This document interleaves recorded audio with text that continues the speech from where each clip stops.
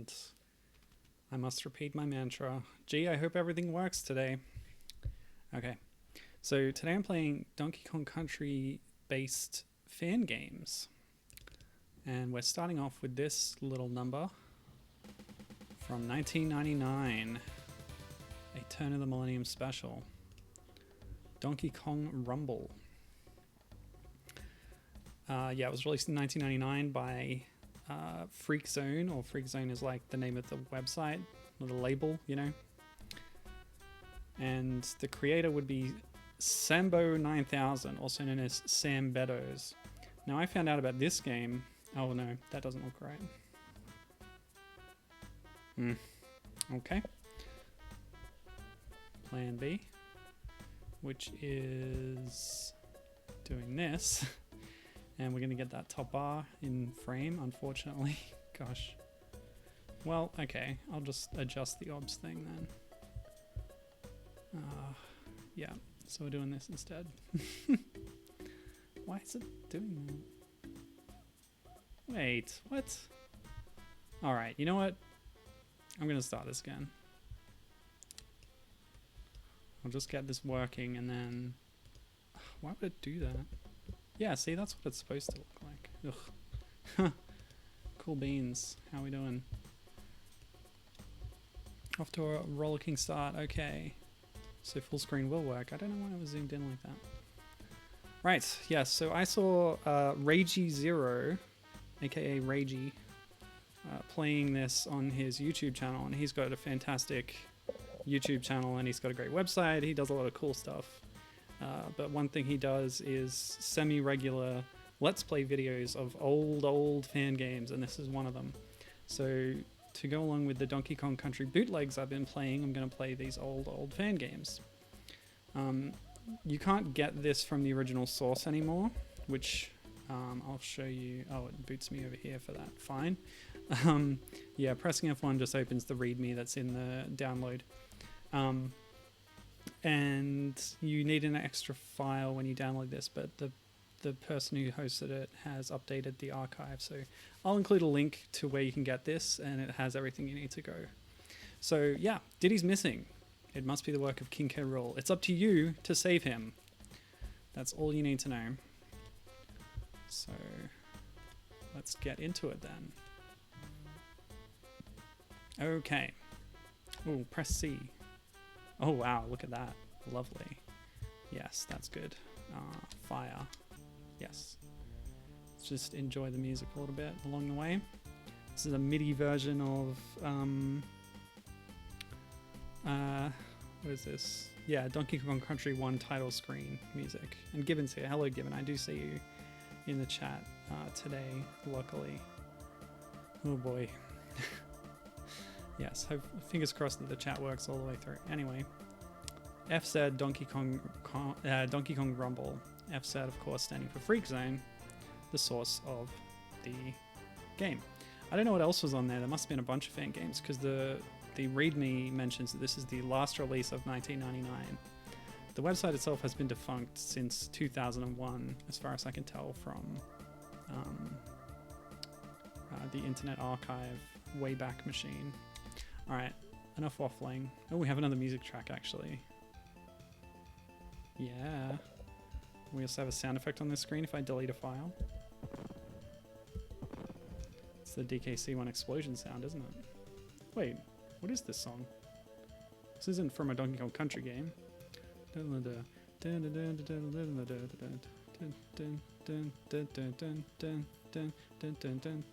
What is this from? I know it and I love it, but I don't remember where it's from.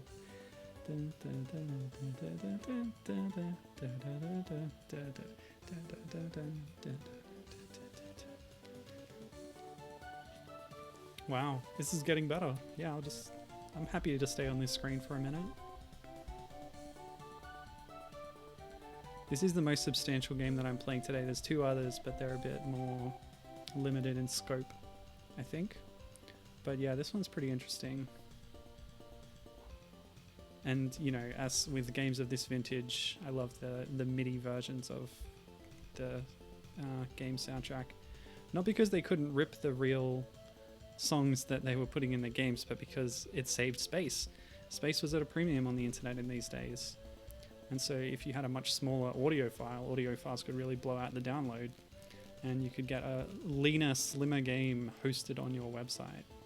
People would be more likely to download it. It wouldn't cost you as much in hosting. And Tonya's here. Hello, Tonya. They're playing Fall Guys in the background while waiting for Microsoft Flight Simulator. Yeah, Gibbons saying this does sound familiar, and Tonya likes the music, but neither of them are able to identify it as of right now. That's okay. Is this a knockoff? Well, let's find out what the actual gameplay is. Oh, nice map screen. Is that a graphic from the Game Boy Advance version, that cave? Or it might just be like a crunched version of the SNES one. Otherwise, the palm trees look... They're definitely not SNES palm trees. They're a bit more plasticky. They look more Game Boy Advance-ish. But yeah, DK's even got idle animations on the map screen. Nice. Okay, so we're in level 1, Rumble in the Jungle. Oh, okay.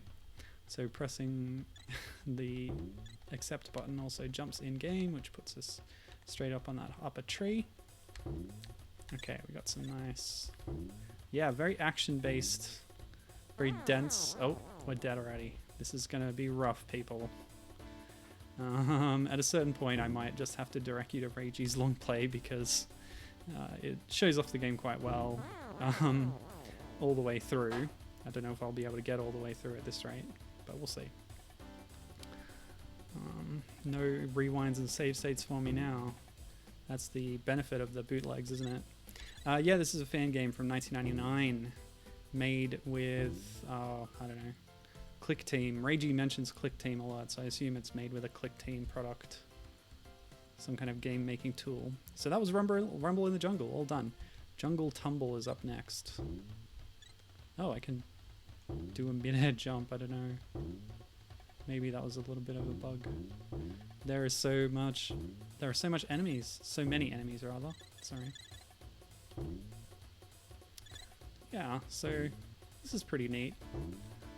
The level design is pretty simplistic, but I like that we had a vertically oriented level and now it's a horizontally oriented one. Just for a bit of variety. That's nice. But yeah, the sprite rotation stuff when you knock out an enemy, that's really fun too. The music, you know, it's authentic. This might actually be the SNES rip, actually. You know, I was talking about midis before, but perhaps it's a midi only for that one track that was from a different source. But I guess if you get a SNES music track in in MIDI form, it might be small enough. Depending on how you're playing it, I don't really know. Anyway, that's the DKC1 game screen, or at least a cropped version of it. Oh good, a game over will put us back in the same place, so it's not actually much of a hindrance, I guess. Oop. Oh boy. Oh no. Well, this didn't happen in testing. Oh, okay, the game crashed. Did it? Oh no. I've got my controller mapped around so that... Okay. Oh no. Okay. No? Behave, please.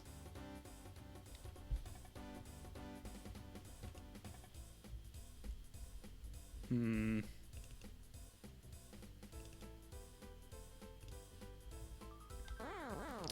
that's rough, isn't it? Let's do a quick reboot. Hopefully it saves my position. No, it does. It's got the 3 save files, so I have hope. Reset and pause, yeah. So we don't need any of that.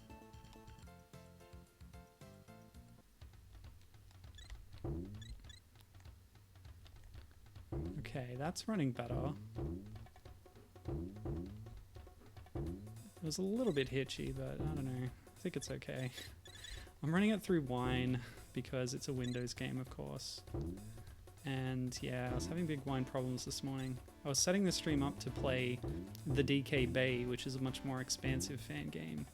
But I was having problems with audio in that. So yeah, I did all this stuff like updating wine, and I was still having problems.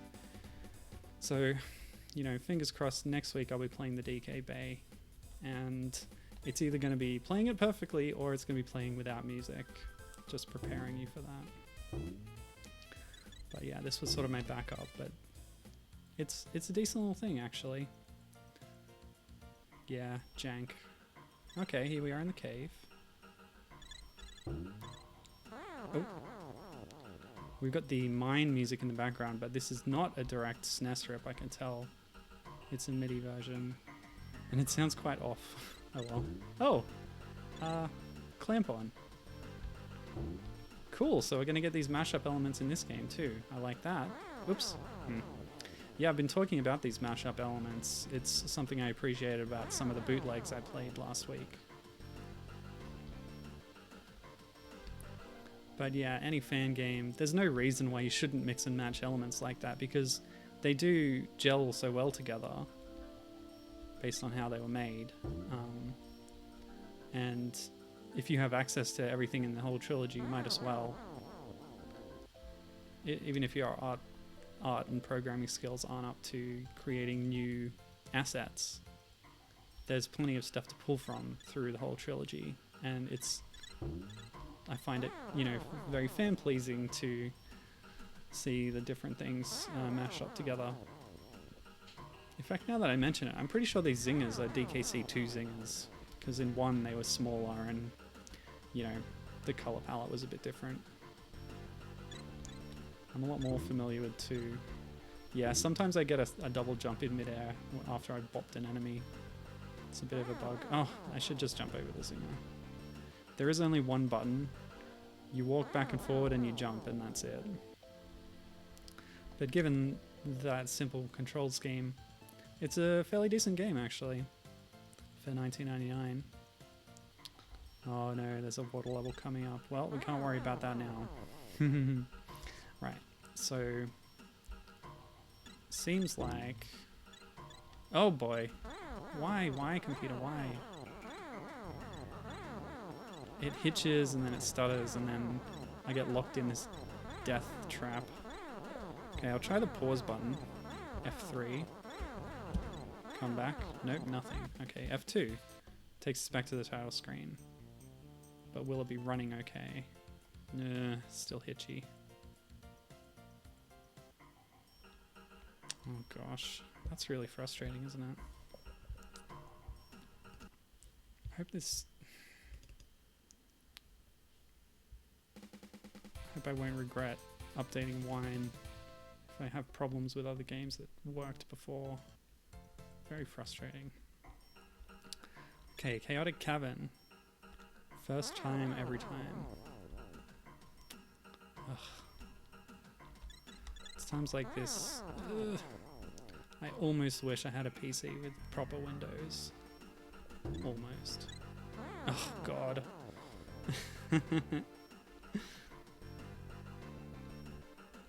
Yeah, Reiji manages to complete this game in I think 26 minutes. If I manage to do it at all, which isn't looking likely at this point, it's gonna take me a lot longer than that.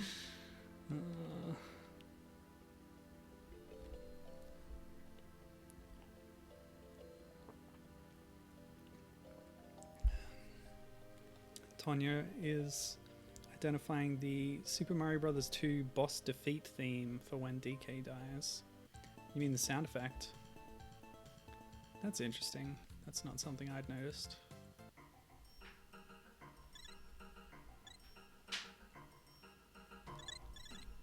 Oh, what? Oh my gosh. What is wrong with my computer?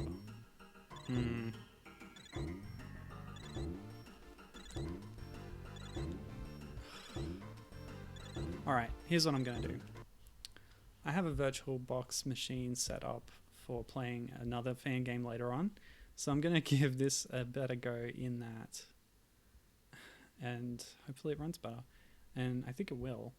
But until then, I have another game set up. So we'll do everything in the VirtualBox just after this, but for now... What? Didn't I already open it? I just updated this too, but yeah, it should be fine. All right, now I saved the 4000, but we actually want the 500 plus. It crashes if you try to run it in 4000, at least in the settings that I have. There's probably a way to adjust it, but anyway. This is the second game for today. Oh, what's wrong with the stream?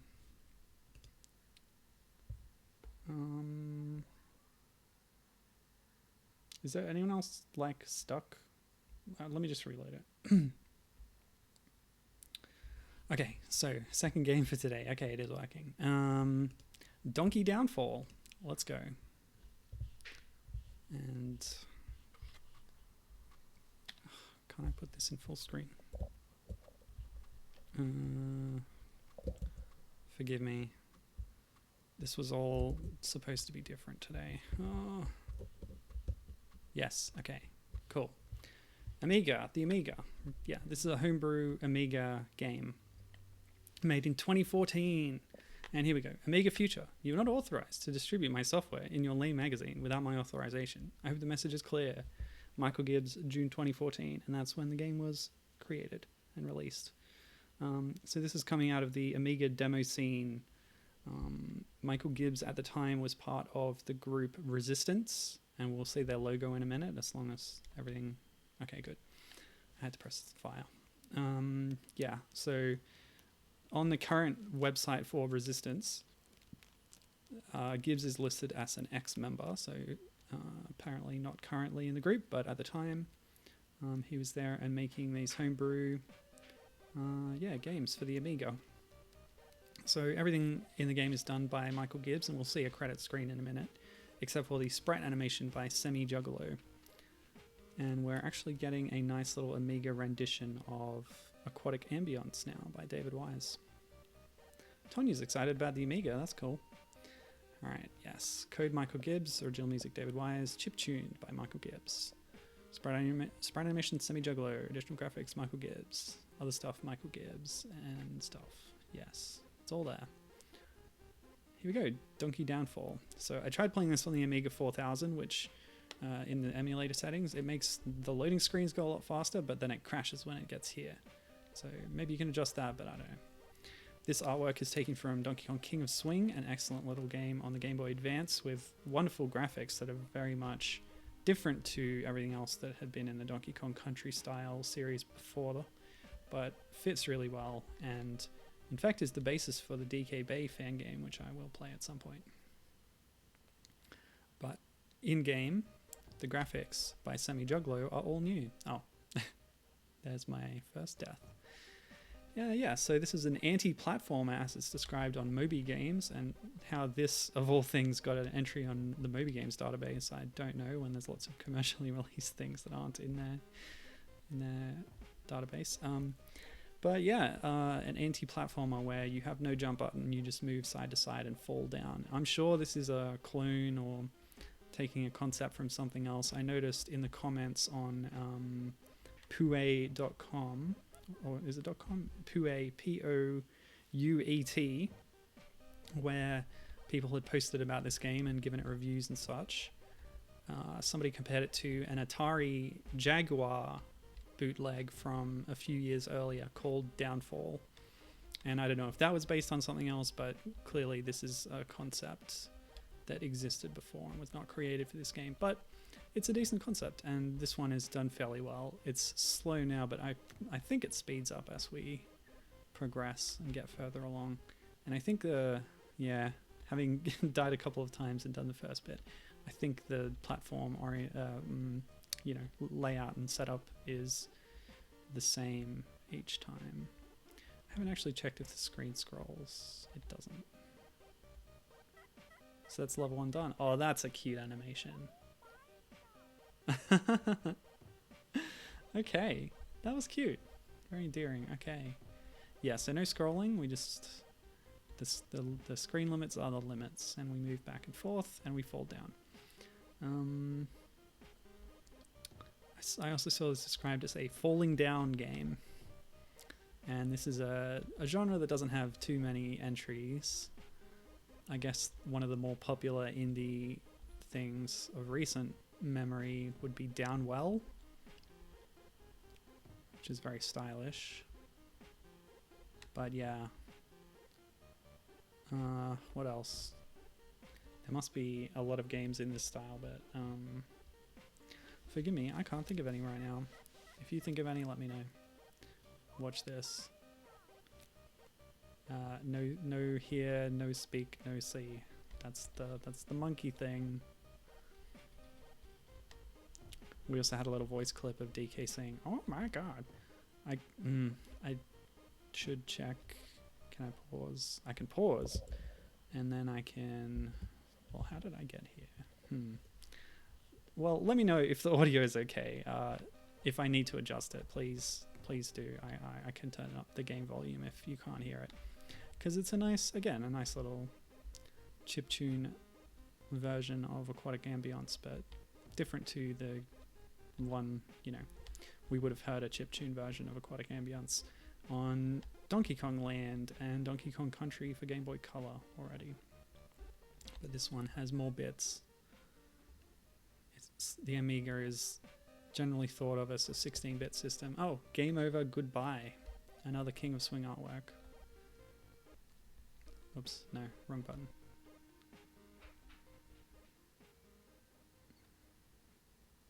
Gibbons says, game audio is a little low but can hear it. Well, I can try and fix it. Ooh.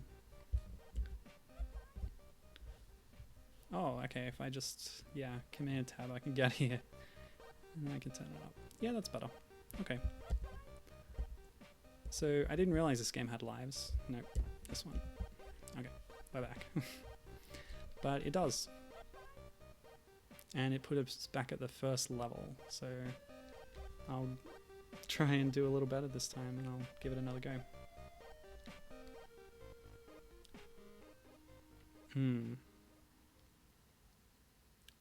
Some of the bootlegs must have had Aquatic Ambiance, right? I do not now recall. It's a nice little effect when you land and all the platforms get thumped downwards by the weight of you landing on them.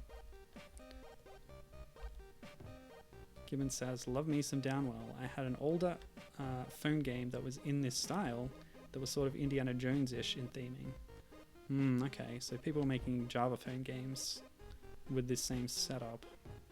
So it must be a quite old formula. I just don't know when it started. Rushing down through a temple on J2ME.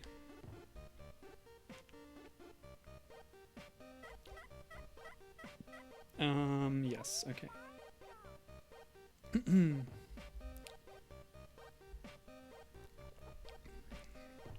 Since I mentioned Pue earlier, the review site that was sort of the hub for this game, I should mention that it's probably not a good idea to read the comments. There's some criticism of the game, which then leads to the creator responding in very rude terms, which, So there's some flame war happening in those comments, and it's better off avoided for everyone's sake.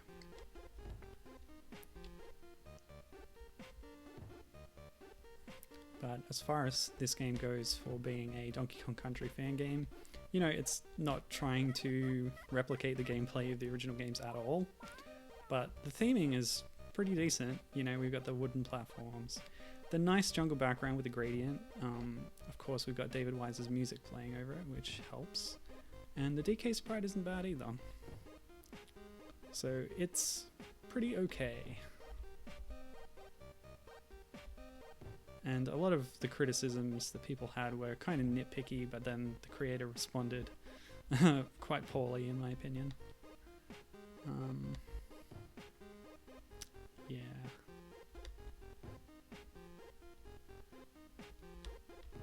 But as a small demo scene game, it's fine. From what I could gather, it was created, I said it was 2014, right? But yeah, it was created for sort of display at some kind of party or event, probably among other homebrewed games to be shared. But people had trouble with it on the night apparently, and that might be due to the same issue I experienced with trying to run it on a 4000 and the game crashing at the title screen. but yeah, running it on the 500 model or the 500 plus gets you into the game just fine.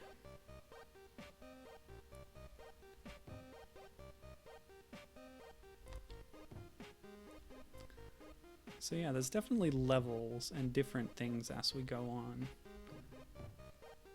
which implies that there will be an end, or if not, oh, yeah. I guess the tactic is go to the middle of a platform, or else you just have to memorize the layouts, which is a bit frustrating.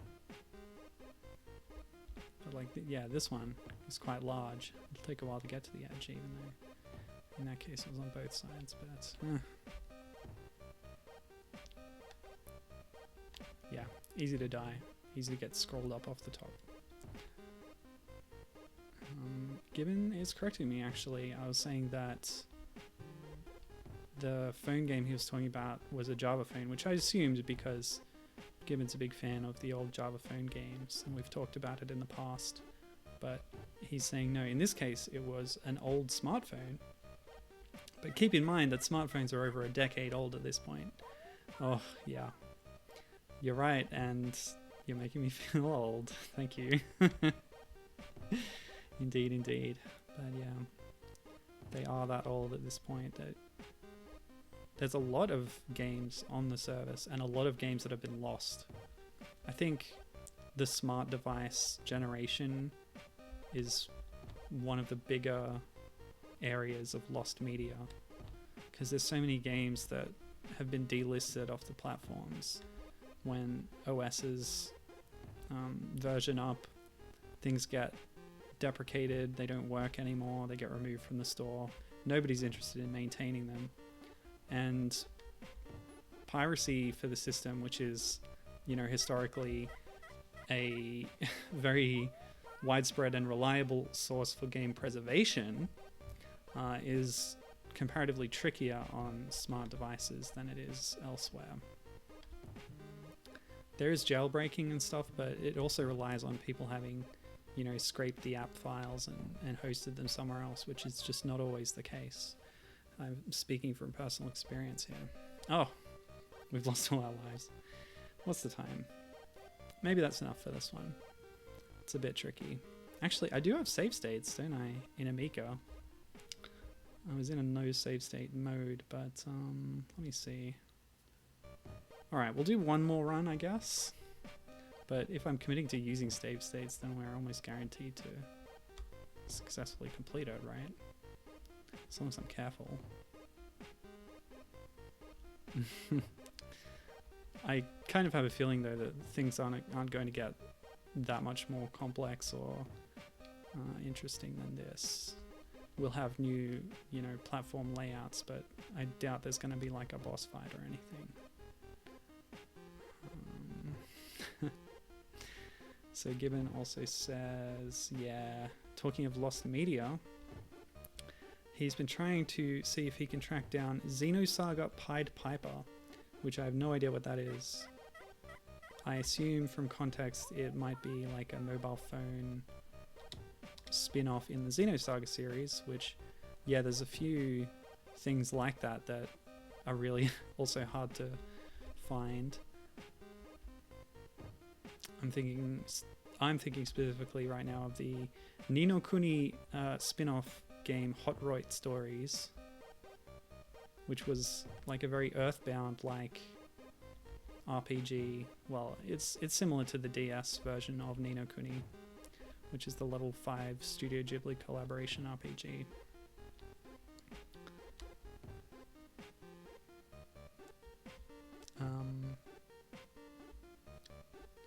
Yeah, and that was actually on old, you know, flip phones in Japan, and just hasn't really been archived very well. Okay. Save states. Gibbon is seriously contemplating copying it in RPG Maker based off the one YouTube walkthrough of it. Yeah, apparently it's a prequel to Xenosaga on J2ME. Yeah. Java Mobile Edition. Okay, so on my screen that I have showing my own stream coming back at me, the game looks really blurry. Is that a problem that viewers are also experiencing right now? Like that the game footage is extremely blurry? Because that might be an artifact of the full screen thing, which I might be able to alleviate. So if I could get some feedback on that. Gibbon says it doesn't look blurry. Oh, that's good. Must be my internet then. That's nice. Yeah, like the pixels should be sharp. Oops, my bad.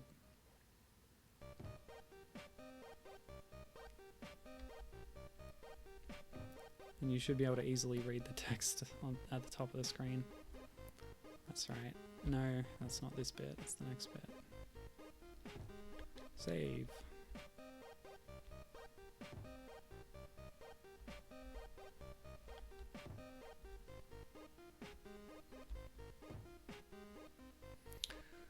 I just talked about how there's not going to be much more to this game, and it looks like I'm right, but I guess we can continue a bit longer. We're going to need time on the other games today.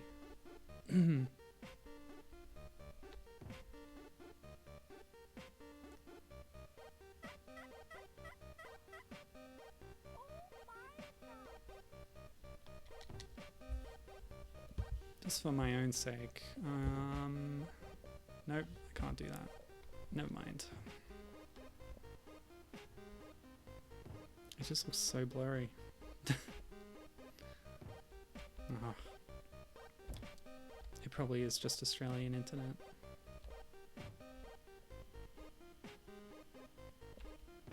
Famously lousy. Nope. Alright, I'm going to stop there. And if I have time at the end, I can come back to it since I made that save state. But that'll do for Donkey Downfall for now. So I can return... No, virtual machine is what I was going to do. Now, fingers crossed, people. Windows 8, let's go. Yes. Glorious. Now I'm going to have to zoom in on this or something.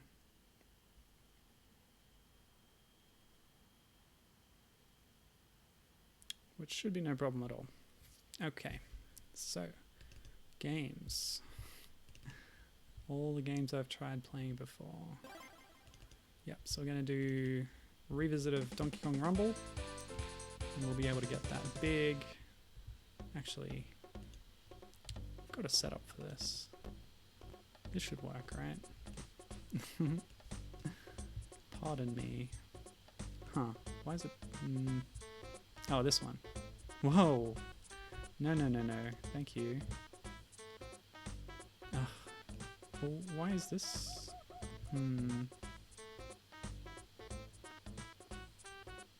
Well, that's interesting, isn't it? This one. Oh, it hasn't cropped the bottom.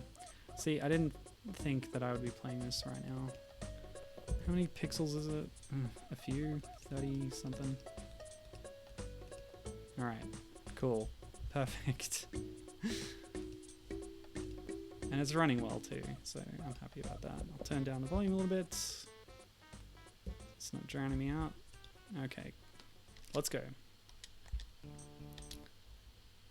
Ooh, that's interesting.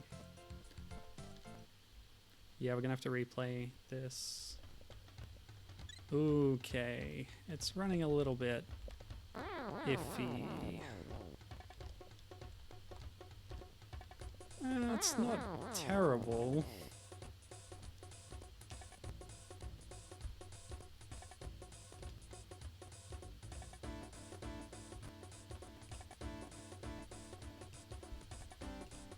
Sorry, just double checking. My own stream feedback is like, again, really crapping out on me. Right, Donkey Kong Rumble, people. I love it, you love it, everybody loves it. Let's go. And I know for a fact that this one has at least one boss fight. Oh gosh. So I don't know if I got around to mentioning it in between all the issues last time, but I did notice a benefit to not getting the game over state, because any enemies you defeat remain defeated between lives throughout the game, and it's sort of set up like a gauntlet, I suppose, where you fight your way through, and if you die, anything that was defeated stays that way.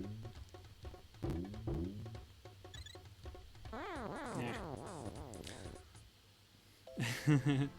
Gibbon says, that death sound though, yeah. It's pretty much just the sound of jumping on a tire in Donkey Kong Country 1, isn't it? Those games are, the whole trilogy is famous for the sounds and the individual sounds that enemies make when you bop on them and defeat them. With the Kremlings, and anything else having their own little sounds. It's all very satisfying. Makes defeating enemies feel really good. But here, everything has that same tire sound effect, which is a bit of a letdown. But that's okay. Saving on audio space, I guess.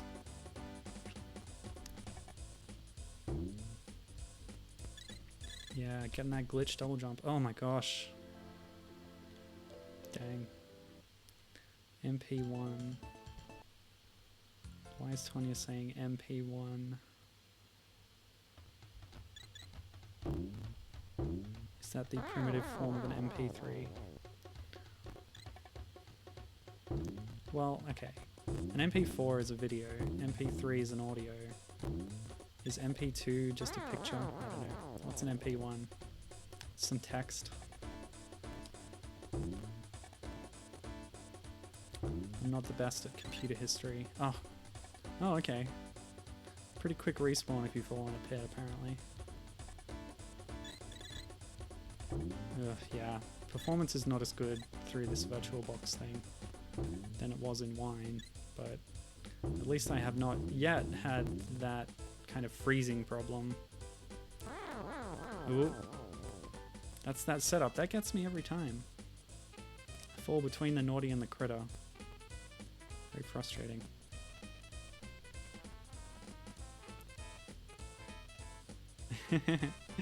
Yes, auto fire is enabled. Oh gosh. Oh, Mario Party 1.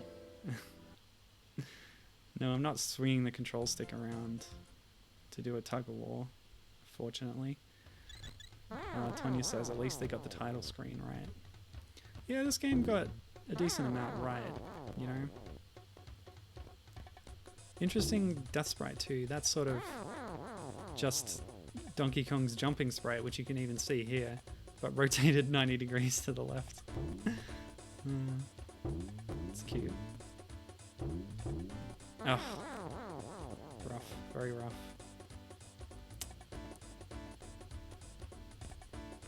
Rough game, but rougher gameplay, if you know what I mean.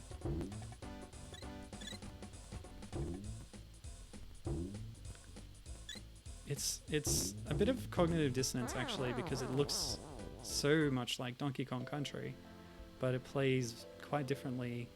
I really miss the roll and, you know, the jump height and things like that. The bopping controls are a little bit different. Getting extra height off a jump, you know.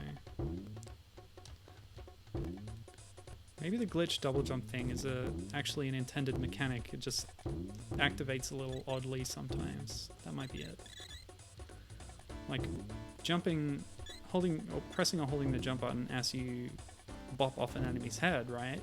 That should send you higher, according to the logic of these games. So I think they've just implemented that in a way that can make it a little bit janky sometimes. I wonder if I'll ever get to 100 bananas. Alright, so here we're back at the pain point. This is as far as I got in Wine earlier. Let's see if I can get a bit further now. Ugh, yeah, no such luck. Oh wait, this is a DKC 2 track actually.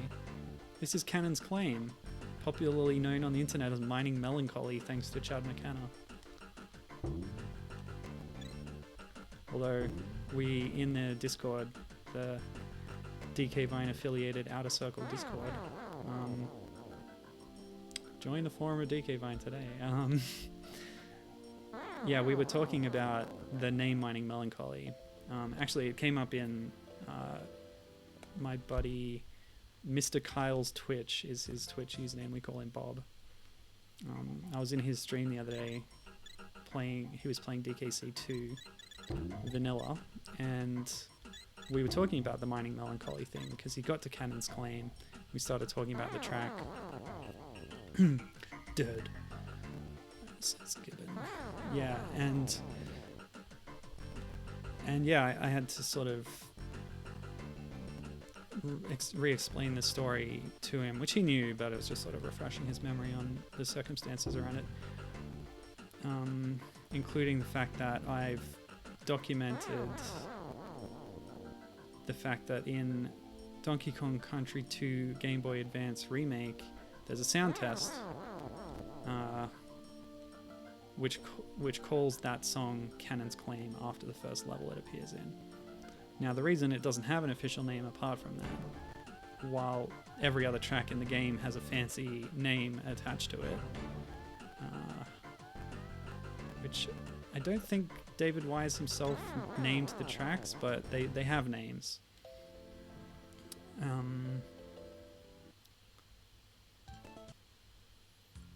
Yeah, so there was a CD release for DKC2 contemporaneous with it, which I guess you probably got it through Nintendo Power or something, I don't know. And, you know, there's tracks... That's where we got a lot of the names, actually, originally. Sorry, I have to focus on this bit. It's very tough. Let's go. Okay. Oh, seriously? The hitbox is really whack. Okay, cool. Fine. Yeah, so... Oh my gosh. Yeah, Mining Melancholy, right? That's the name. Okay, let me start again. So there was a CD release for Donkey Kong Country 2 with all the tracks, but it didn't have this track on the CD release. And that's why we don't have a proper name for it. And that's why the de facto official name, I'm going to try jumping over it this time. The de facto official name is the one that Chad McKenna gave to it when he did a rip of the SNES soundtrack and uploaded it online in the early days. And that upload was really popular and spread widely, and as a result a lot of people assumed that the name that he'd made up for one of the tracks was the official name, and that has kind of stuck elsewhere on the internet as the official name. But as Gibbon says, it is basically the canon name now because, as we discussed in the Discord, Rare actually called the track Mining Melancholy in a tweet today, and that's where I was leading up to in a very rambly way. I really got to get better about talking, communicating succinctly and clearly.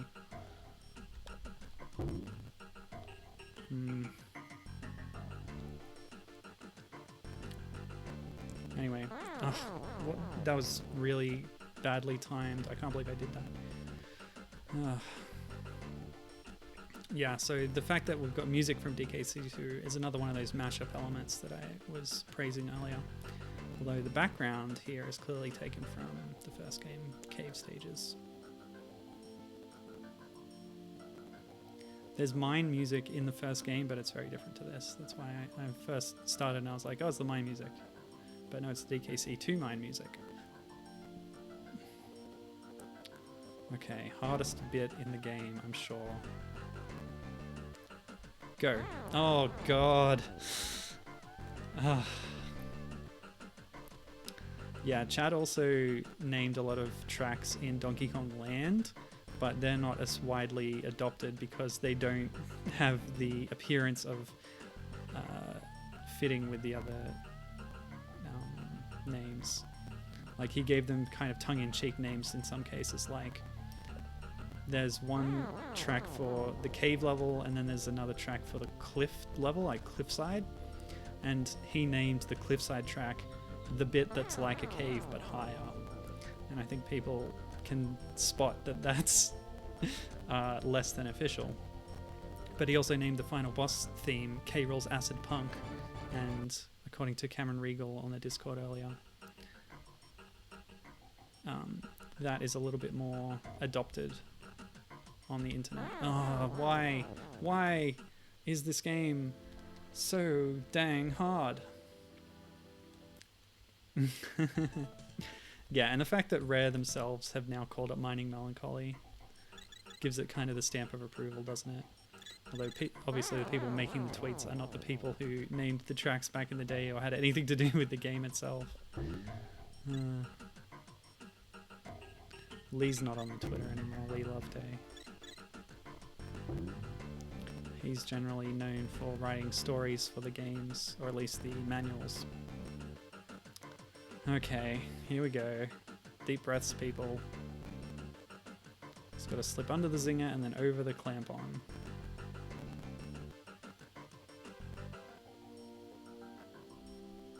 Oh, please. Please. Release me.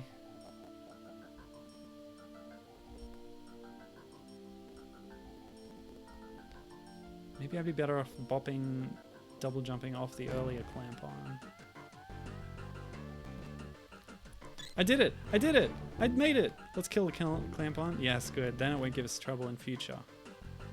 Oh, that's the most exalted I've ever felt in a video game. Just kidding. Yeah, Tonya's bringing up another instance where Conker's Pocket Tales got the Chad treatment for the soundtrack, and she's saying, I know there are some people who actually upload the Evil Acorn theme as Evil Acorn Smelly Bastard. Oh, bloody heck. Tonya says, I don't think fan game creators were known for their level design skills. Yeah, it's true. When the track reaches the end and loops back to the beginning, there's a very long pause. Oh, there goes all our hard work defeating that one clamp on, am I right? Okay, let's try it again. Seriously, check out Reiji's video. I'll link that in the description as well, to be honest. Okay. But yeah, in defense of fan game creators, a lot of the time this is like the first thing they've ever made in terms of a game, in terms of coding or level design or using game creation tools, not necessarily always coding themselves. Oh, I tried to bounce off, but I actually missed the jump. Yeah, you know, they're works of passion created without a whole lot of experience, and as a result, they're, yeah, usually quite janky, but fans of the series appreciate them anyway, and I appreciate this, even as I rage against it. Okay, this is easy. This is easier than it looks, actually. I've just been overthinking it a lot. Also, I have a little bit of input lag, which I know is a, you know, a real gamer thing to blame. But yeah, that is throwing me off a little bit. I just have to be a more epic gamer. Oh, I can't believe I just did that. Oh my gosh. Sonic has the best fan game community, says Tonya. Yeah, I've been meaning to try out Sonic Robo Blast Kart 2 because it's got a bunch of cool guest characters. But yeah, they're making all sorts of ambitious 2D and 3D games. Remakes of the Game Gear games into a more 1632-bit type engine. Yeah, even 3D games, classic style 3D games, whatever that means. But yeah, lots of really cool stuff happening in that community. Okay, I did it again. I tried for the jump and I missed it. Oh yeah, that's the other really nice thing about the Sonic fan game community, is that Sega is cool with them, as Tonya points out. Like, can you imagine the Christian Whitehead situation, making Sonic like fan games of ports and stuff, and then being officially hired by Sega to do real ports of their games, and even then going on to work on Sonic Mania, a new installment in a classic style. Like, how amazing is that? Would Nintendo ever do that? Not in a bazillion years. That's pretty much the dream, says Gibbon. Yeah. And then you got things like Dr. M64 working on another Metroid 2 remake. And the game itself gets a takedown notice from Nintendo. Although, it's like, supposedly they were kind of giving it the tiny nod by waiting until its release day to issue a takedown notice so that it was actually out and people could get it. I don't know whether to believe that, but off the back of that, I don't remember his real name, but Dr. M64, the creator, was hired by, well, the competitor, Microsoft, wasn't he, to work on the Ori sequel, Ori and the Blind Forest 2, I can't remember the name of it. But there's a success story for you right there. Fan game people getting hired to work on official projects, just not the ones that they were, dang it, not the ones that they were making themselves. Anyway. Okay.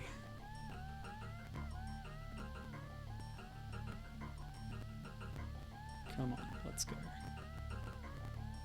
Yes, slipped under. Go. Oh, yeah, it happened again.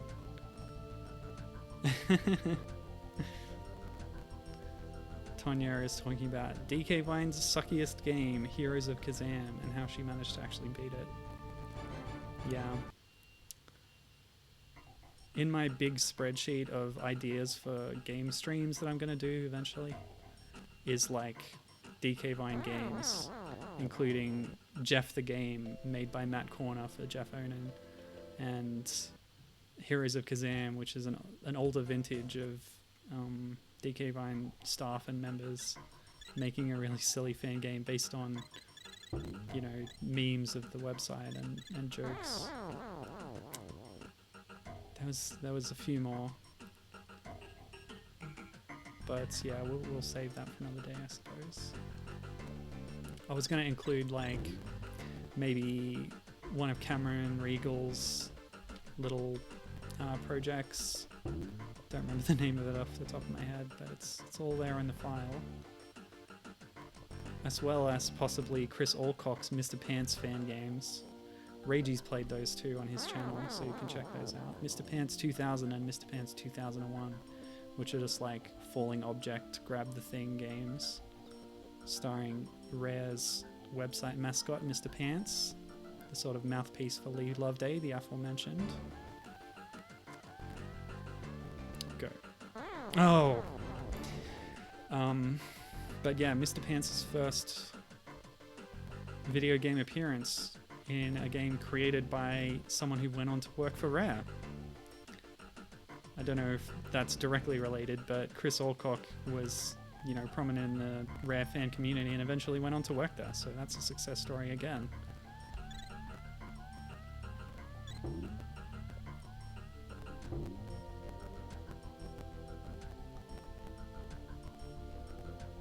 Oh. Can I at least beat World 1? Please. Have mercy.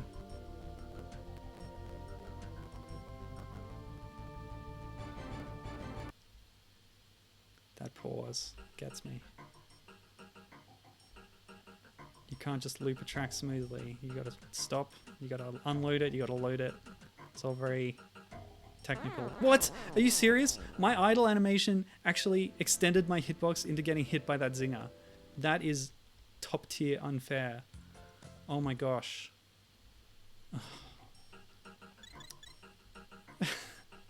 Alright, I'm gonna keep trying. I'm gonna go up to the hour. And then I'm gonna reassess my situation. Anyway, let me see. So Gibbon says that Nintendo were well aware of AM2R. It was in development for like a decade, Dr. M64 wasn't exactly keeping it a secret. Nintendo only issues takedown notices of the fan games that reuse ripped Nintendo assets or pass themselves off as legit.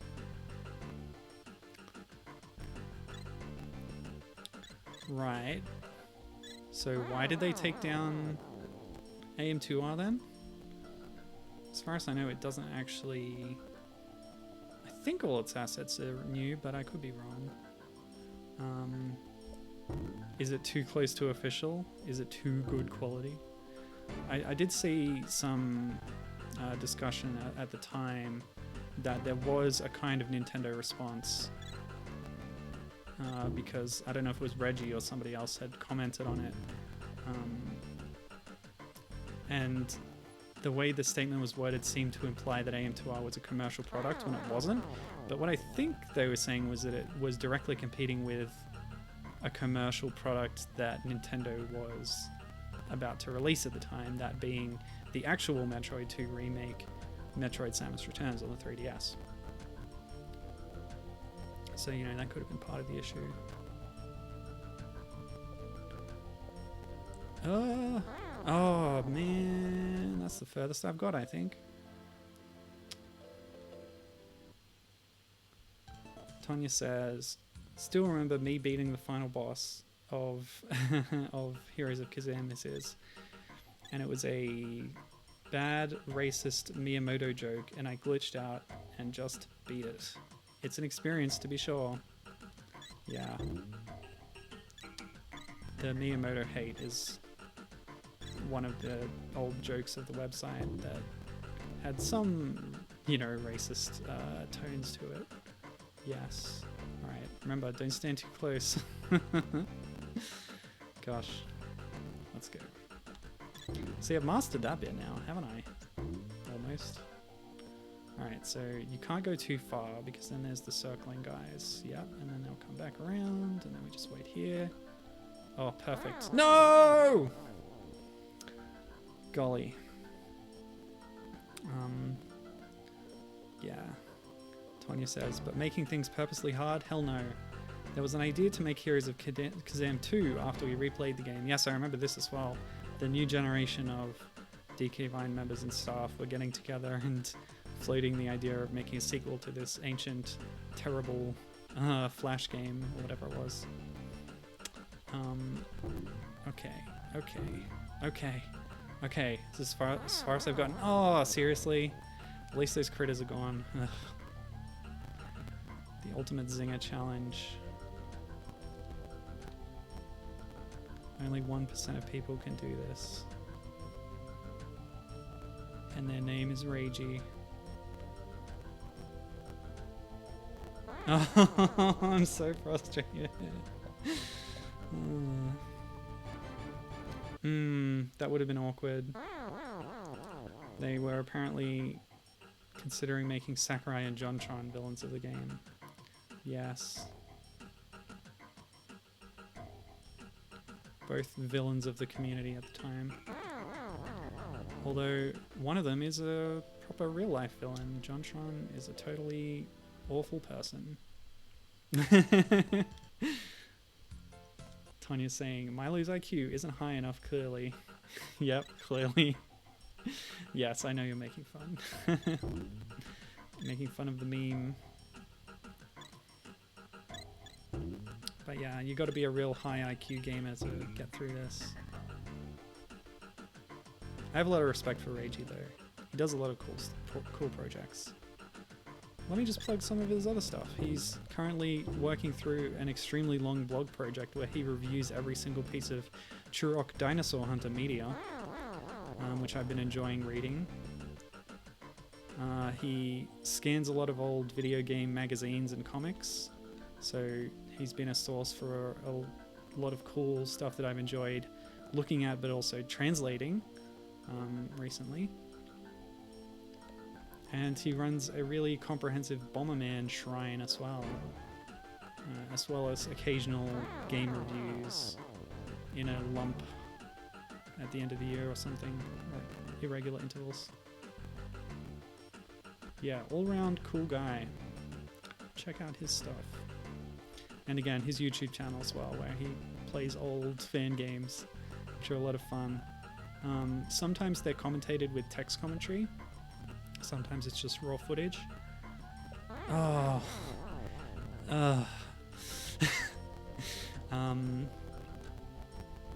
But yeah, YouTube's closed captioning system, I heard, might be going away soon, which is a real, like, that's a real bad move on their part. That is just, it's so bad. Like, that's a really bad decision that just is going to hurt a lot of people, hurt the content.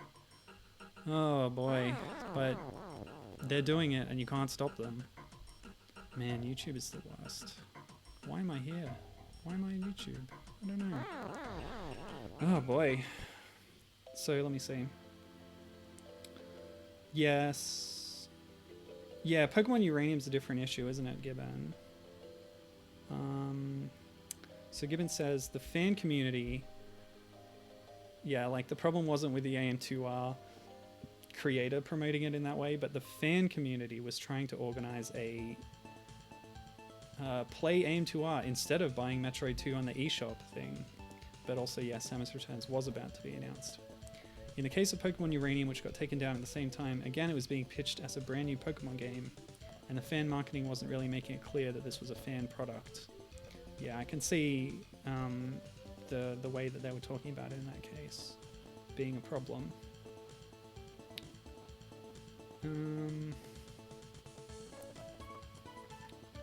Yes, Google is indeed removing user-submitted captions, probably to make use of their speech-to-text tech.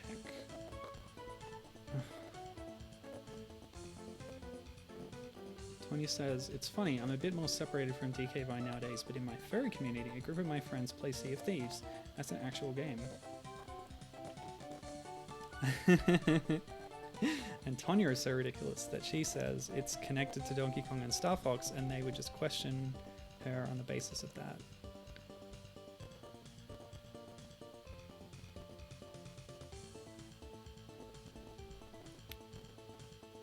There's plenty of other Metroid fan games that don't get ceased and desisted, says Gibbon. Oh boy, should I keep trying? It's the hour, so I'm stopping now. God, give myself some relief. How do I quit again? No, seriously. This one? Pause. ESC is not working. What's the Windows thing? Alt F4. Hey, that worked. Wonderful. I need a drink.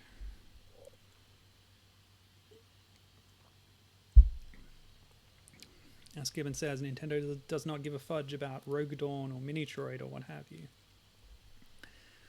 So yeah, my gamer IQ or GQ is not big enough for getting through Donkey Kong Rumble, but I think I will call it there for that game and go check out Reggie's video. So yeah, too bad. I'm disappointed in myself. But hey, decent game, I guess.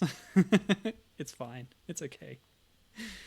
So, the third and last game that I have for today is this one. It's called Donkey Kong Country Club. And we're gonna have to do a bit of zooming here.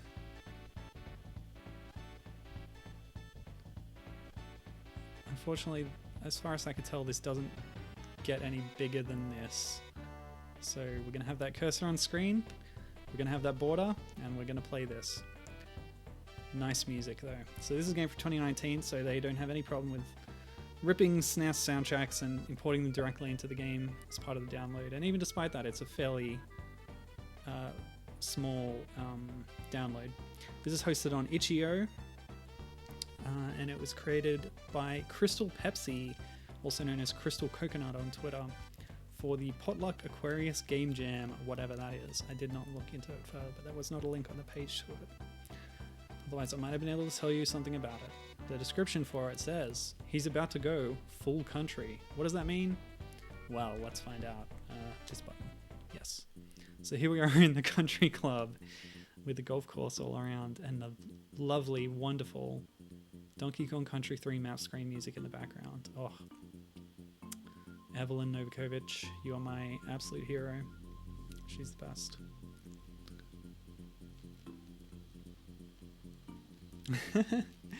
Are you re-evaluating the story of Pokemon Black, Tonya? Saying the first time that they played it was being 16 and was blinded by that fact, but finding it kind of cheesy now. Alright, so what is this game? Well, we have a very Donkey Kong Country style map screen, but I can't actually move on it. It just appears like it. I think we left your nephew back at Congo Island Pier. Nice background. I wonder where that's from. I'm needed at a game dev event, so I cannot go. Potsuck, I think it was called. Reference to the Potluck Game Jam, I suppose. Funky Kong is waiting at the pier for you. Said something about a funky new mode. Yeah, to give this game a rating or like a like or favorite or something on the itch page, the text says that it's something about a funky new mode. Anyway, that's the theme. This is clearly post Donkey Kong Country Tropical Freeze Switch release. Get Funky, as was supposed to be the original subtitle. What are you waiting for? Get out of here, you numbskull. Alright. So this is the gameplay. Funky Kong is on the pier, he gives us a jet ski, presumably, and this is it. So this game's made in Unity, and I couldn't get it to run in Wine, but I found it worked just fine in the Windows 8 VirtualBox that I have, so that's good. We've got a couple of different music tracks. I haven't got any further than that during all my testing, but I noticed in repeated runs that we have different music tracks that cycle in randomly. And let me know if you want me to turn up the game volume, I can do that. Oh boy, but yeah, this is it. It's an auto-scroller on a jet ski, and you just got to make really precise jumps. Sort of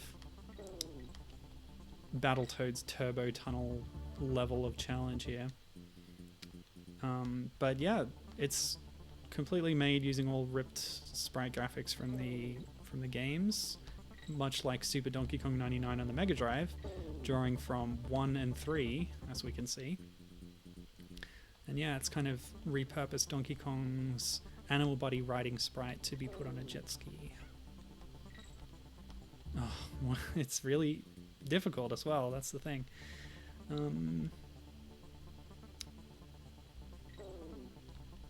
Wow, Tanya's got a lot to say about Pokemon Black's story.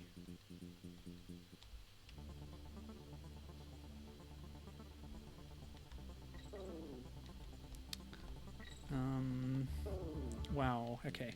Tony says that they were reading about Gold and Silver's localization. The localization team wrote it as if it was a child's first RPG, and Tonya feels that the writing style has never left the localized games. Every plot point just seems so obvious. But maybe Pokemon's issue with writing seems to be an issue with the age range it's made for. Maybe Pokemon is just bad at writing. Well, I can't say that I haven't noticed these issues that you're talking about. But yeah, as you say, I do kind of think of it as a kid's game. Oh boy, yeah, this is tough. But I like that the jet ski has the properties of the toboggan sled from DKC3, where you can defeat, well, it was buzzers in that case, but it's zingers here, by bopping on their heads. And again, I will note that the zinger appears to be a DKC2 zinger, which has a lighter color on its body. But yeah, I'm pretty sure that's the case. But we've also got the naughties on the TNT barrels. So far, that's all I've seen. Maybe there'll be more. But yeah, those mashup elements, as I was saying. Seeing it in this absolutely gorgeous DKC3 lakeside background is just a joy. There's a little bit of horizontal screen tearing, but that's okay. For a Game Jam game, this is like shockingly decent, actually.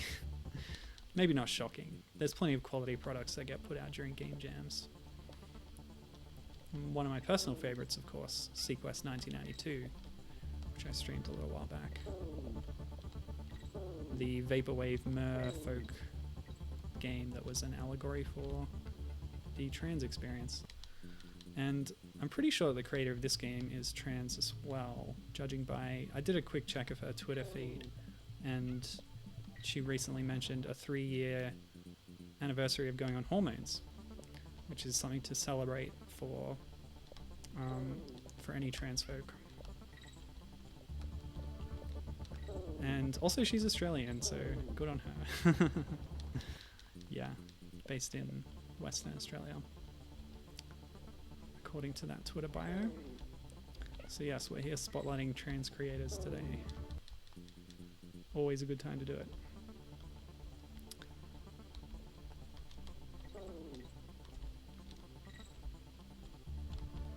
Wow. Oh, and if you are looking for, I'll link the download for this game, but Krystal in her name is spelled with a K, as in the Dinosaur Planet character.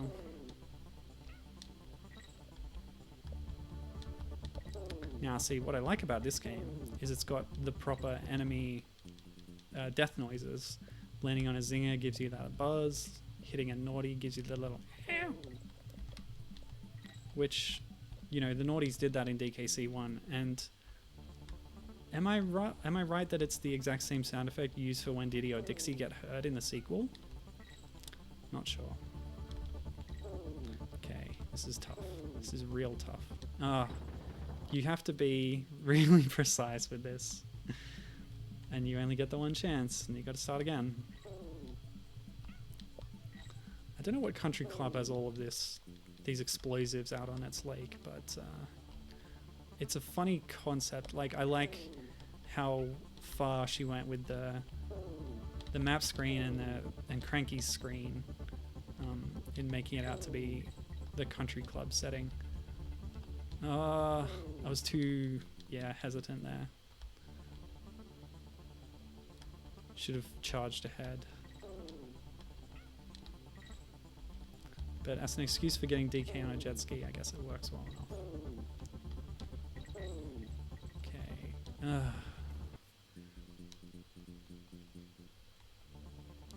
Yeah, Tonya says, Pokemon is a very magical kids game, but as you get older, things just become more cheesy. Well, I think the plots of the games have gotten... It's sort of tried to increase the stakes every time to the point that it's started getting ridiculous. And everything is these gigantic world-shattering events, when in the first game it was like you inadvertently busted up a organized crime ring in Kanto. And now they're like, we're going to destroy the multiverse!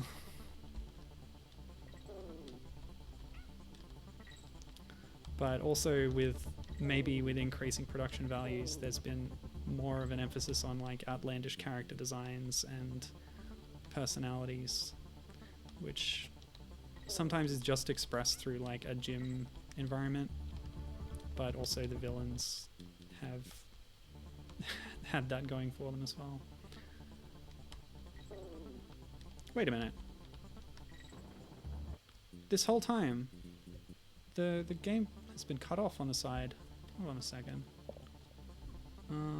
What's wrong with my... Why has it done that? It shouldn't do that.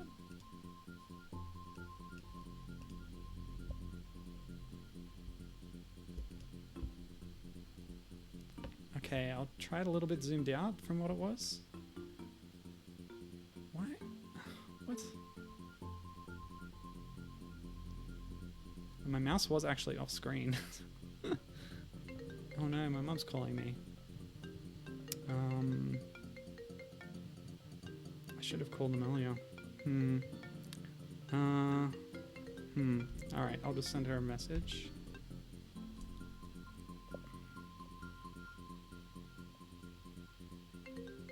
She's calling again. I'm gonna put you down for a second.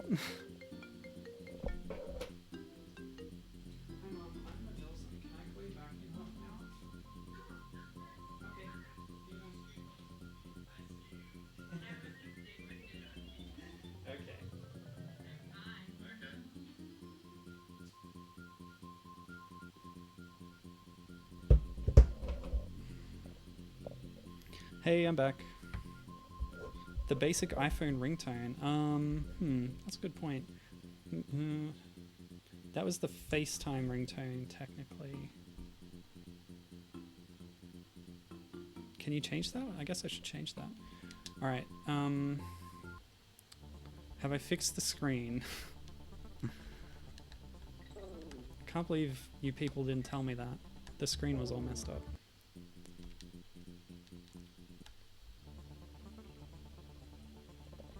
Yeah, I agree, Tonya. After a certain point, they did dial it back a bit. Sun and Moon has a slightly more grounded story.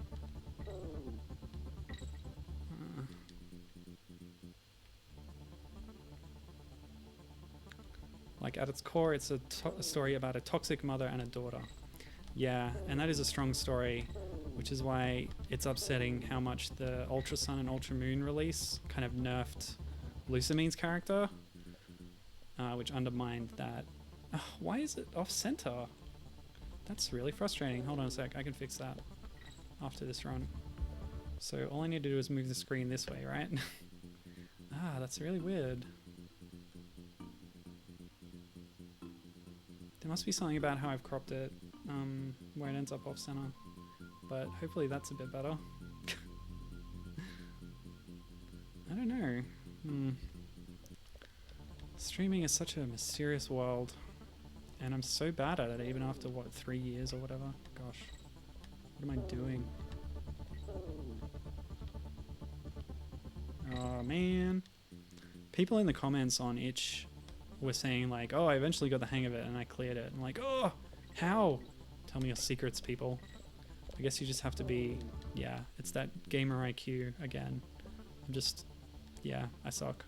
If you've seen how much I rely on, like, rewinds and stuff normally, then it should be no surprise to you that I can't beat a difficult action set piece thing. Gibbon says, these days I just think of, or I just group Gens 1 and 2 of Pokemon with the Earthbound games, and consider the GBA games onwards a different series. Well, maybe we could make an exception for Fire Red, Leaf Green, and Heart Gold, Soul Silver, because they're post-GBA games that are definitely, since they're remaking the older game, but also, you know, Heart Gold, Soul Silver, best games in the entire series. So, yeah. Give them a pass, surely. It's still a bit off-center, but it's better. What a crock. So many technical issues. I really hope I could get the sound working for DK Bay. I'm really looking forward to that. Okay, here we are. Jump, jump. Slide, slide. Oh, seriously? Cool. Alright. Some progress.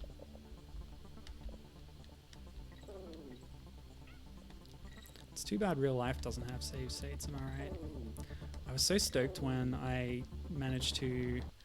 You know when I played Slam Dunk Kong ages ago and like I found a fork of DOSBox that had save state support? That was amazing. And then that let me actually get through that game, because otherwise it's a real hard thing to do.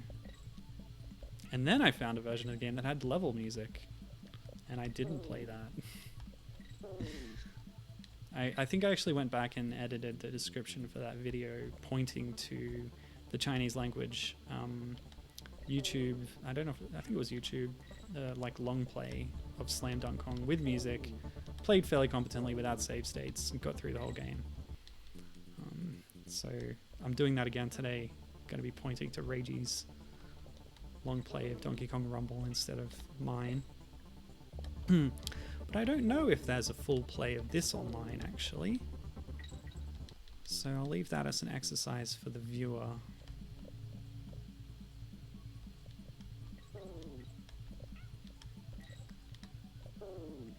Perhaps I'll leave finishing the game as an exercise for the viewer. Yeah. It's tough, but there you go. It's supposed to be. And I'm really impressed with the production values of this game. It looks good. It plays pretty well. You know, these setups, it's sort of memorization based. It's really hard to react to them when they come on so quickly, but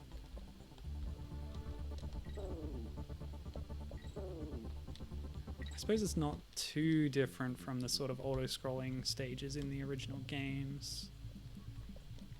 I feel like it's less forgiving, but that might just be because I'm really familiar with those original games. This is really tough though, seriously.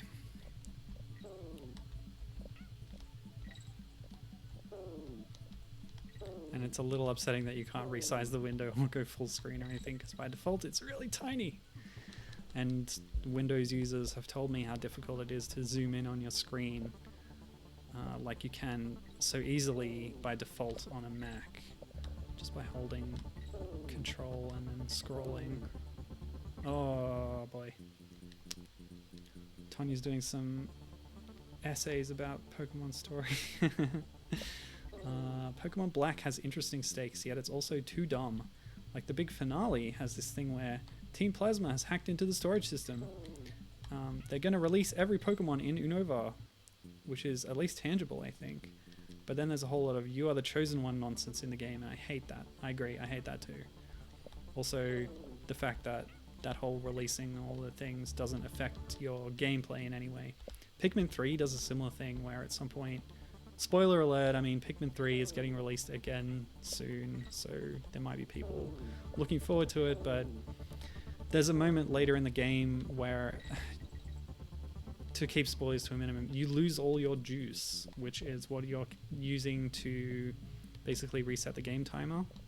So there's like a global day counter, and by collecting fruit you increase it, and then at a certain point you get reset to 0 by the plot. And the level after that's pretty generous about dumping extra fruit on you, so you can then have enough to go and get it back through plot. But yeah, that kind of reminds me of that, except it actually happened in the game. Whereas I don't think all your Pokemon got released in Pokemon Black. Yes. So... that zinger. Gen 4, says Tonya, is probably the worst though. It has this issue of having a ridiculous "I want to erase all of existence" story when nothing happens at all. Ugh. The way the villain's plan is ruined is that the Lake legendary Pokemon intervene and tell him to bugger off, and then he just gets mad and attacks you. And then Cyrus just says, "Someday I'll make it happen," and leaves. Yeah, I think Gen 4 was the peak of that kind of story, because that is the one where he's literally destroying the multiverse and remaking it in his own image. Yeah. But like 6 had the stakes being the whole world being destroyed or something. I think it was like an ancient doomsday machine from 3,000 years ago or something. Ridiculous stuff. It's that one zinger every time, isn't it? What's the time? I don't think I should go too much longer at this, because it's clear that I am not going to finish it, right? I'm not really getting much further. But at the least, I've shown you 3 Donkey Kong Country fan games of a varying quality. I say varying, all 3 are quite, you know, I don't want to say amateurish. The first one's amateurish but endearing. You know, Rumble. Downfall was... okay, that was actual progress. Barely. Downfall was, you know, pretty small scale in terms of its ambition.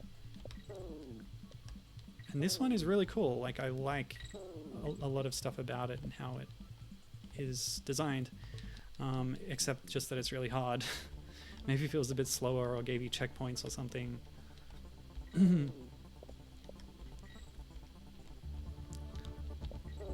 But there are plenty of people who appreciate this kind of gauntlet gameplay. And I wouldn't say I hate it myself. It's just I don't want to show the same thing 100 times in a row on the stream. I'd rather like get through it to show off the game properly, but my own skills are the obstacle there.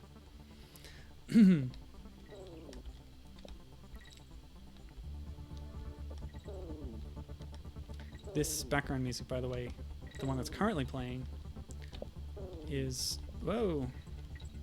from 3. It's the oh boy, I think it's the music that plays in the pipeline toboggan stage, or is it Riverside Race? I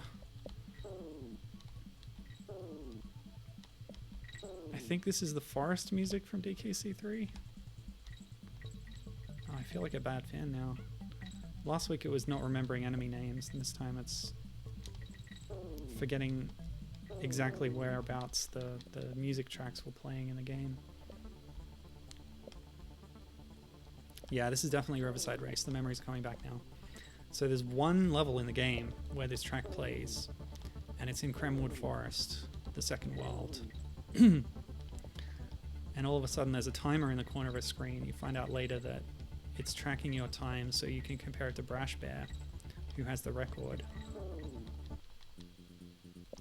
And if you beat his time, then he gets mad and hits his desk. A log falls down and that lets you cross a river. So you can get through the level slowly, but to actually progress in the world you need to do it quickly. Of course, you're motivated to do it quickly anyway because you're being followed by a swarm of bugs. But at any point you can jump under the water and they won't follow you down there. Just one example of the really ambitious kind of gimmicks they were putting into the third game in the trilogy.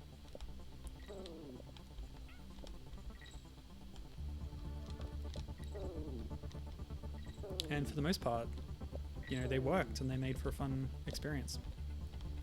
Alright, let's go. I feel like I'm actually making progress. My muscle memory is gradually developing.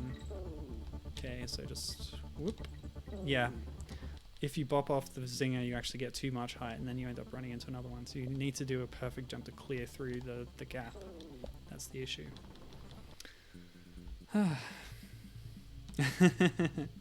So as Gibbon points out, Sun and Moon does have a down-to-earth main story, but it's got a multi-dimensional eldritch nightmares as the background plot. Too true, too true.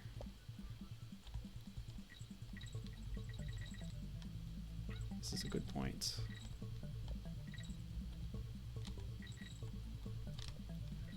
But you know, Red and Blue had multi-dimensional eldritch nightmares as well. Looking at you, Missing No.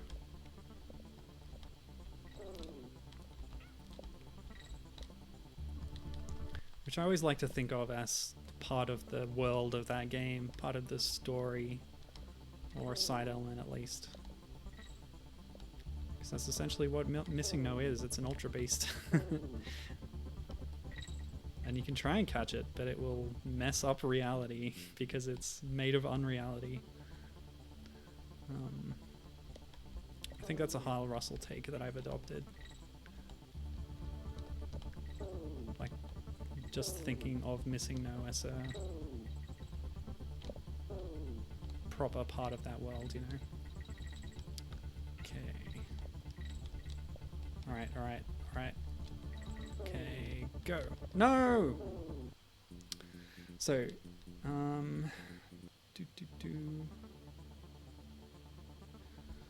So Tonya says that when they hack the Pokemon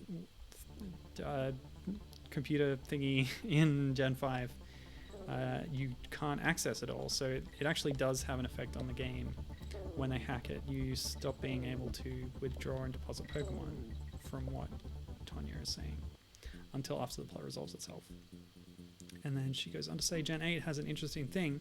You might have heard that the champion is the one who handles most of the crazy stuff, and they just say, oh, you're just a kid over everything. The big finale has you running to where the champion accidentally, apparently has things all contained, but then he fails to capture the monster and it attacks him, and then it rushes towards you. So at least in this game, there isn't a you are the one plot. Rather, you are kind of wrapped up into this infighting between Chairman Rose and Champion Leon. Gen 6 was how I described it, with the Doomsday weapon. he wanted to kill everyone. This is Lysander, I think. He wanted to kill everyone on the planet because it's not pure. Duh. That's a very good way of putting it. This is a very kind of basic anime stock villain type. They're like, oh, the world is corrupted and needs to be completely destroyed because one bad thing happened to me once.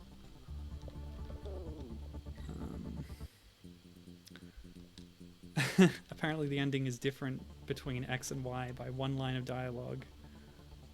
In Y he says he's going to kill you, and in X he says he's going to give you immortality. Okay, that's strange. The same cutscene happens afterwards. He fires the weapon and it destroys Team Flare's hideout. Very strange, I think, says Tonya. And I agree, that is strange. Maybe I should get Pikmin 3, says Tonya. Yeah, sure. Go and get it. It's probably not too expensive to get a secondhand copy on the Wii U. Nintendo did a really loser move where when they announced that it'd be getting remade, they delisted it from the Wii U eShop, so you just can't buy it digitally anymore. Like, my god, what yeah, not good. Anyway, that I think is the best way to play because you get the gamepad and the Wii Remote and nunchuck, and that's how I played. Gamepad on lap, looking at screen, issuing orders to the captain sometimes, but using the Wii Remote and nunchuck for control. So that was my preferred way of playing it, and it's exclusive to the Wii U version. Oh my gosh. Missing No is the ultimate nightmare. And Gibbon says, yeah, they should have made Missing No an Ultra Beast. Speaking of, boy was I disappointed in the Ultra Beasts. Yes, you and me both, friend. Orson is here. Hello, Orson. It's good to see you, but I do not understand what you're talking about at all. He says, sorry I'm late. Vosh was owning this 15-year-old Nazi. Okay, so somebody online was owning a young, stupid neo-Nazi. That's a good thing, I guess.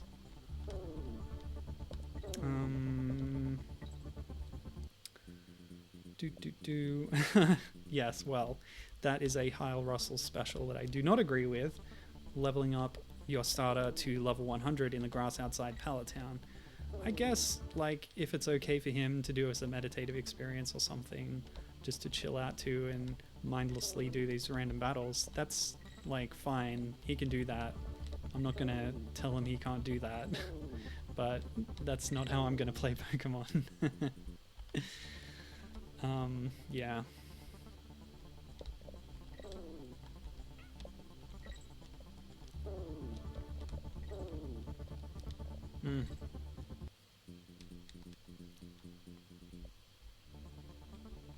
DK should own a jet ski, says Austin.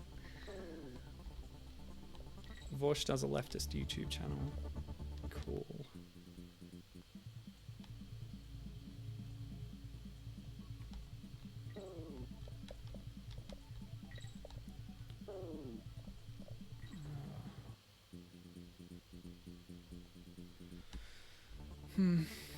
Alright, I might have to call it on this pretty soon.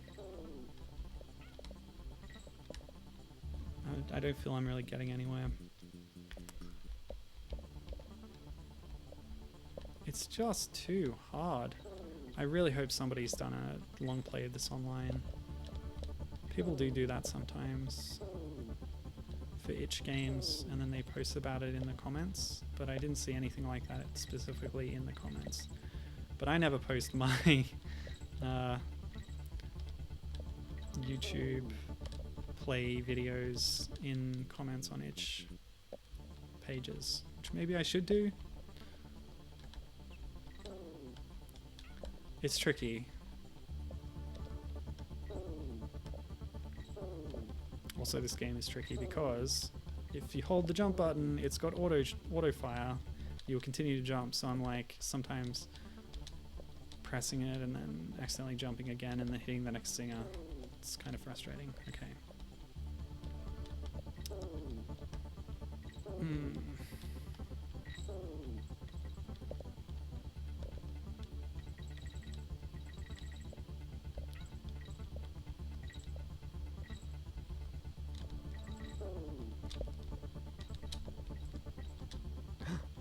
my gosh. Oh my gosh! What? What, huh? Huh? I did it! Ah! I did it! Just when I was about to pack it in. And I died so many times right before the end, didn't I? Having seen it now. I guess the ending didn't work so well. I was just starting to wonder whether getting 100 bananas would like give me an extra chance on the spot, which would be really cool. But I didn't actually even get that far. Maybe there's only 100 bananas in the whole level itself, but I'm sure there's some you can't collect that are too high up or something. But yeah, wow. That's it. What a nice self-contained little challenge. Really tough. But yeah, the ending's a bit broken, isn't it? Just kind of the screen kept scrolling and I went off the end. But I guess I got Diddy back, so there you go. We won. Oh, yes, that is it. It's a tiny little game jam game. It's fine. I won't begrudge a lack of content on this kind of thing.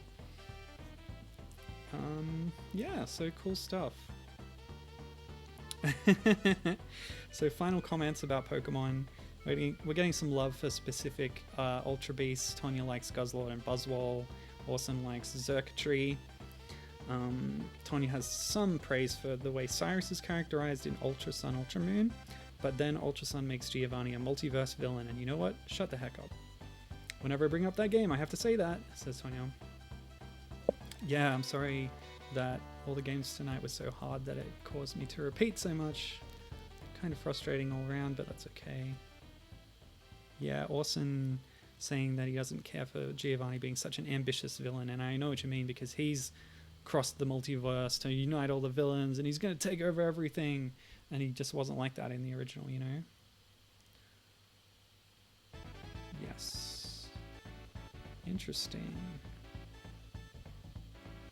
In the original Gold and Silver leaks, he was going to be one of the Elite Four. That's a wrinkle that I hadn't considered. Interesting stuff. Alright, well, we're done for today, and that actually took longer than I thought, and I didn't even complete 2 of the 3 games. But you can see one of them being completed on Reggie's channel, and I'll link to that. The other one, yeah, I'm not sure, would have gotten much more sophisticated. But, what? Multiverse hopping Giovanni has shown up in other games now? You're talking about, like, Pokemon Masters? Wow, there's so much Pokemon chat going on here, but I have to go. I have to call my parents. And I don't have any more games to play. I'm not going to go back to the other ones and just keep banging my head against that wall. But yeah, thanks very much for all the chat. It's been very lively and fun. And thanks for watching as well. I hope you enjoyed the games. And if you do know of any other Donkey Kong Country fan games, please let me know and I'll try them out on the stream. Of course, coming up, I will be playing Donkey Kong Country 4 the DK Bay, as well as the other Donkey Kong Country 4 the Kong's Return, or at least the demos that have been released for that. So yeah, plenty to look forward to there, and those ones I definitely know about and will get to. But if you do know of any others, yeah, suggest it. And yeah, see you around. Thanks for joining me, and have a nice time until I see you again. Bye.